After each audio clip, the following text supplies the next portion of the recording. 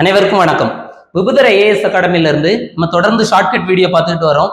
நமக்கு வர்ற கமெண்ட்ஸ் எல்லாம் பாத்தீங்கன்னா நல்ல ரெஸ்பான்ஸ் இருக்கிறதுனால தொடர்ந்து நம்ம ஷார்ட்கட் வீடியோ போட்டுக்கிட்டு வரோம். இப்போ இன்னைக்கு என்ன டாபிக்ல இருந்து பார்ப்போம் அப்படின்னா, தனி வெட்டியில இருந்து ஒரு கொஸ்டின் பார்க்கலாம்.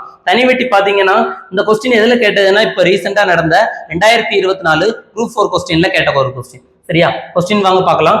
விக்னேஷ் 2 ஆண்டுகளுக்கு 4% வட்டி வீதத்தில் ரூபாய் 10,000 கடனாக பெற்றார். அப்ப விக்னேஷ் என்ன பண்ணிருக்காரு அப்படின்னா, ஒருத்தட்ட இருந்து ஒரு 10,000 ரூபாய் கடனா வாங்கியிருக்காரு. எத்தனை வருஷத்துக்கு வாங்கியிருக்காரு அப்படின்னா 2 வருஷத்துக்கு வாங்கியிருக்காரு. எத்தனை சதவீத வட்டியில? 4% வட்டி வீதத்துல வாங்கியிருக்காரு. சரியா?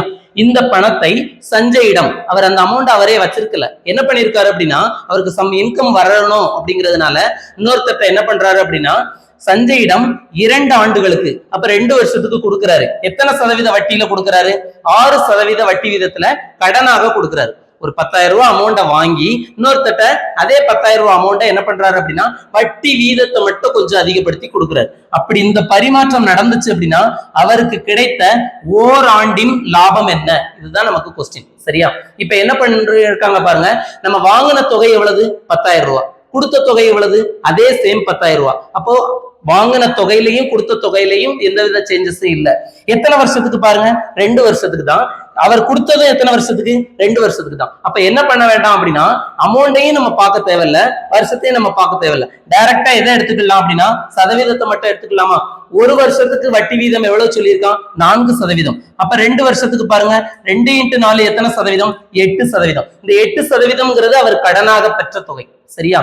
அடுத்து பாருங்க, அவர் கடனா இன்னொருத்தட்ட எவ்வளவு கொடுத்திருக்காரு பாருங்க. ஒரு வருஷத்துக்கு எத்தனை சதவீதம்? 6%. அப்ப 2 வருஷத்துக்கு பாருங்க, மொத்தம் எத்தனை சதவீதம்? 12%ன்னு அர்த்தம். அப்போ 8% கடனுக்கு அவரை வாங்கி 12% கொடுத்திருக்காருன்னா அவருக்கு லாபம் எத்தனை சதவீதம் கிடைச்சிருக்கு?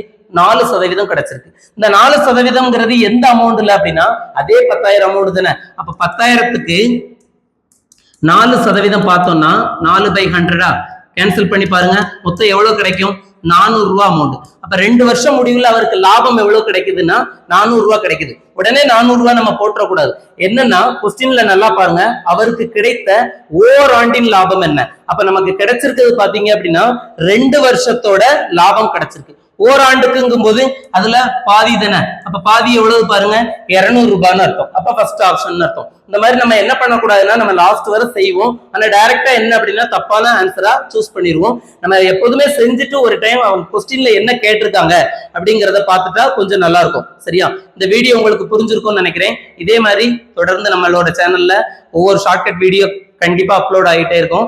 உங்களுக்கு என்ன அப்படின்னா, ஏதாவது டவுட் ஃபர்தரா ஏதாவது எனக்கு ஷார்ட்கட் வேணும் அப்படிங்கிற மாதிரி இருந்துச்சுன்னா நீங்க கமெண்ட் பண்ணுங்க.